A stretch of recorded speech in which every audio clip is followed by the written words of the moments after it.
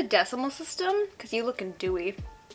It's a library joke for you. Hey guys, it's Julia. Welcome back to my channel. Today's video is going to be, as you can probably tell by the title, a 5 best and 5 worst from Anastasia Beverly Hills. I felt bad for clowning them so hard in my last video in the anti-haul, and they are my favorite brand. I just like to criticize their new releases, so I figured no better brand to make the star of the first video of this series. I'm hoping to do 5 best and 5 worst for a bunch of different brands, so please let me know what you would like to see next. I already have one slated to be filmed tomorrow, but today we are doing ABH, and I'm gonna be honest, picking out the 5 best items was my personal hell. Picking out the 5 worst items was really easy though. So I hope you guys enjoyed this one. I really hope that this kind of series will be a way for you to just to get a little snapshot of what each brand does best and just get my recommendations from each brand and also what to avoid. I am pre-filming quite a bit today, so I already have a video where I am wearing this makeup look. Details should already be on Instagram. I did not even change my shirt and I'm not sorry about it. But without further ado, let's go kiss Norvina's ass.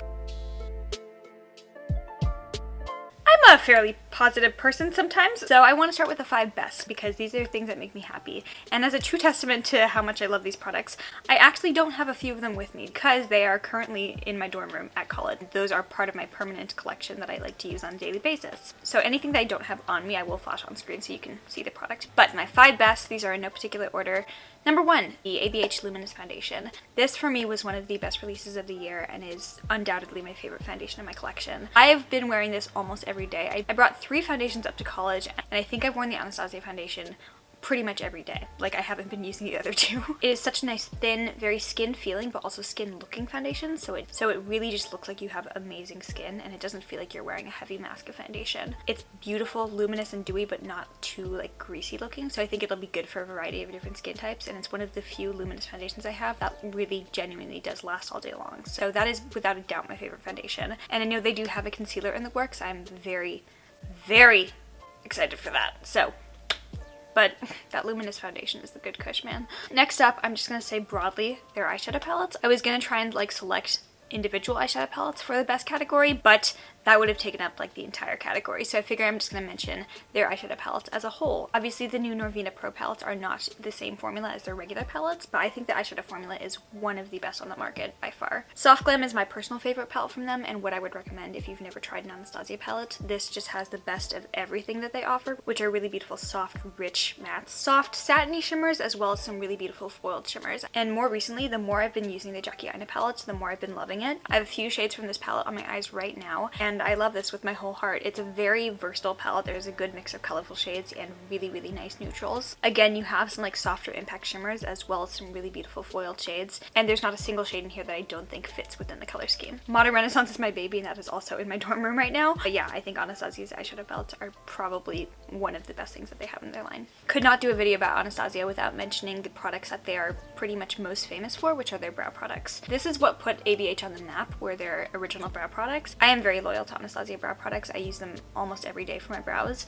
Brow Wiz is a really, really good brow pencil, and I've pretty much become a diehard dip brow person. So the ABH Dip Brow Pomade, this is such a good product. Really good value for the amount of money you're paying. It's $18 for the pomade, and I have had the same pomade for about 2 years. Whenever I need to refresh, I just drop in a tiny bit of beauty oil. It's been going strong for me forever. It is super easy to blend throughout the brows, so you get that nice kind of gradient where it's a little bit lighter in the front and it fades out to a nice natural looking hair stroke brow. And I do find that Dip Brow has a little bit of a kind of gel-ish texture as well to it, so as it kind of dries down in your brows, obviously that color stays there and it doesn't move throughout the day. It's pretty much the closest you can get to waterproof, but it also does a nice job of actually holding out my hairs as well. So usually I do go in with a little bit of brow gel or soap on top just to kind of seal everything in, but if I forget to, I don't have to worry about it that much because Dip Brow does hold everything down. So I love the Dip Brow pomade. That was a no-brainer for the top 5. The Amrezy highlighter, I don't think I've ever gotten so many tags on Instagram as when they brought this one back in stock. Y'all, I followed Trend Mood too, I saw it. The Amrezy highlighter though is my favorite in my collection. So much so that I savor it and try to use it very sparingly, but this is the most beautiful blinding glow without looking like a stripe of metallic shine on your cheek. It just blends in, it looks like the sun. Your face looks like the sun. The sun is a deadly laser. Not anymore, there's a blanket. That's pretty much all I can say about this. I really do tend to like Bake Chalet formulas like this one, but something about this is so special where it really does pick up on the brush and show up beautifully on your face. It's always perfect, every time. So if you don't have this one, get it while it's still in stock. I heard a rumor that they were making this permanent. that better be true. But I would also love to see more colors of this one because I do like Anastasia's Glow Kit formula, but this is just on another level. And then fifth in the best category is the ABH Dewy Set. I'll be honest, I saw the packaging and I was like, okay, maybe not for me. It's a really beautiful bottle, like covered in gold glitter. And I was really scared the setting spray was going to have like micro glitter particles in it, which I don't love on my face. But it's just a really nice setting mist, sets everything down. And I do like using it with the Anastasia Luminous Foundation. That might be a little bit too dewy for the average person, but nothing is too dewy for me. Really melts down any powders that you have on your face. If I went a little bit too hard with like bronzer or anything or blush, it just blends everything in there. And the Dewy Set on top of a powder highlighter just melts it into your cheekbone. And so the Dewy Set is a really great setting spray and one of the few that I actually would repurchase once it's gone. And now for the 5 worst. These are the products that, like my drink, need to go buy.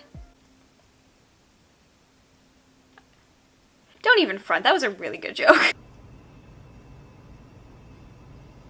No.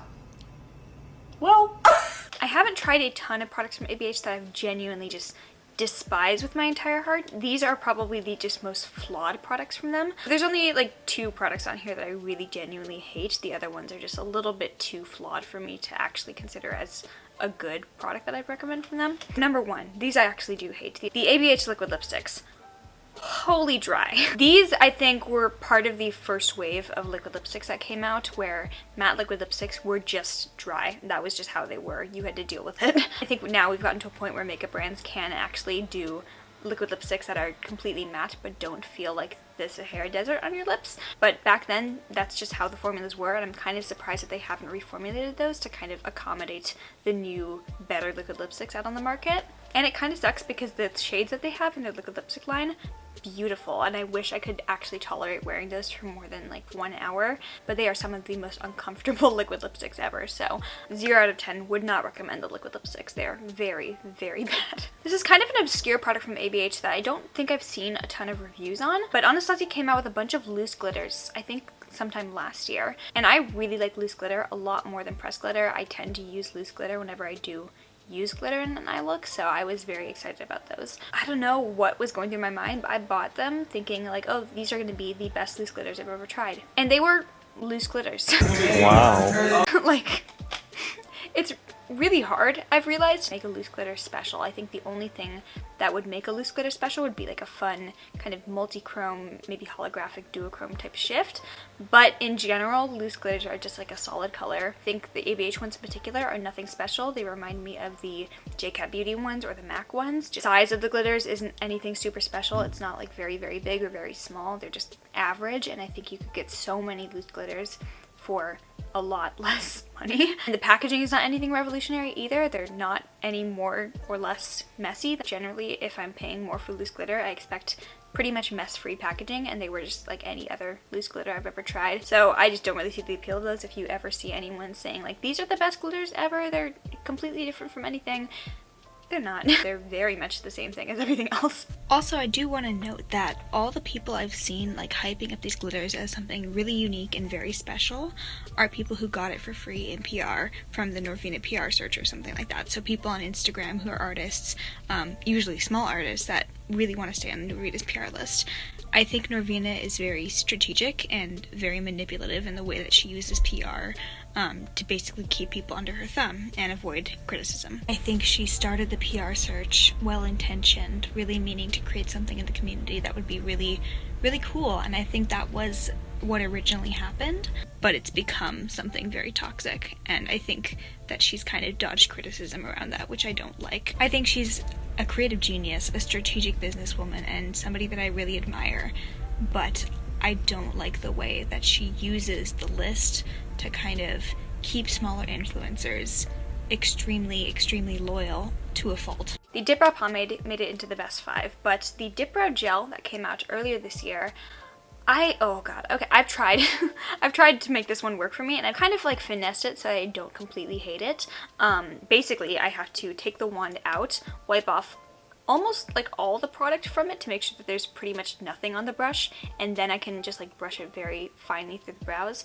But basically the way this was marketed was you would get that like pomade looking Instagram brow, without actually doing like the pomade sculpting. You would just kind of swipe this on through and instantly you'd have filled in brows. It is definitely the most pigmented brow gel I've ever used, so you get a lot of color payoff with a small amount. And it definitely does hold on stuff really well because it is a colorful brow gel. It doesn't have a white cast either, so I can see the appeal behind this one, but if you mess up, you're screwed. This, when it gets into your skin, it dries down so quickly and it's so hard to remove. And because it is so pigmented, it's also very, very hard to control. And this kind of like spoolie type thing, it doesn't really give you a ton of control in terms of where you're putting the products. Unless you're just like taking your time and holding your breath while you apply this, you are very likely to mess up and get this kind of like pomade gel where you don't want it, and it's very hard to cover that up or remove it. So the concept makes sense, and I think this would fill a really cool niche if it actually did its job very well, but unfortunately it's just really, really hard to work with. On a day that I'm like willing to put up with some BS, I'll use this one, but if I have very low patience, this is not coming out of my collection. Also, in the worst category for me are their bullet lipsticks. It's kind of weird to me that I don't like any of their lipstick offerings that they have. They came out with these matte cream lipsticks, and they're just your basic standard bullet lipsticks. They really hyped up this launch, basically insinuating that these were going to be like a life-changing formula. Norvina said that these were matte without like dragging on your lips as you apply them, and they're very smooth and creamy but have no shine whatsoever. They're really matte and they're really crusty. I found that they did really drag across my lips when I applied them. That was not true at all. And just like the liquid lipsticks, they feel very tight and just not pleasant to wear. On top of that, I would notice them kind of crumbling along the edges as well as I wore them throughout the day, and then also gathering that nice like white kind of butthole lip ring inside. So it could have just been the few colors I tried. I think I tried 4 shades from them and I didn't enjoy any of them. So I really do not love the matte bullet lipsticks. I would love to see them come out with like a more cream type or satiny type lipstick that's not as drying, but pretty much the only thing they have for their lipstick offerings are matte. So don't love that. And then the last product in the worst category for me were their stick foundations. I do have one and I use it for a contour shade, so we're just gonna pretend that this is a like foundation for me, because I think this formula is actually really good for contouring, because for contours you want something that's gonna be stiff, not super easy to blend out, and a little bit less creamy because you want it to like not move all around throughout the day on your face.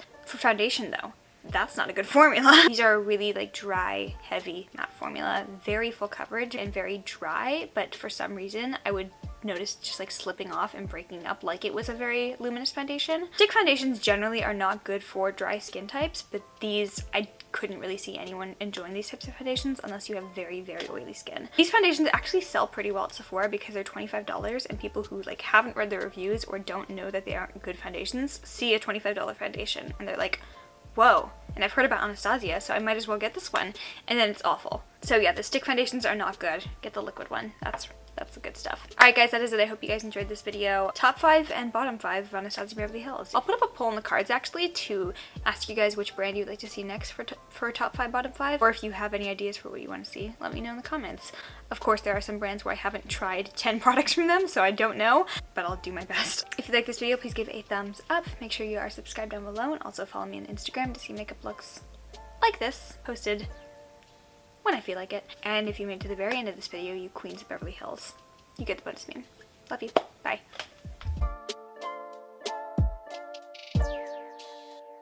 If I ask you what time it is and your sentence starts with "it's a quarter till," I'ma stop you right there. I don't do calculus, chief. It's a quarter till. Bitch, I'ma kill you.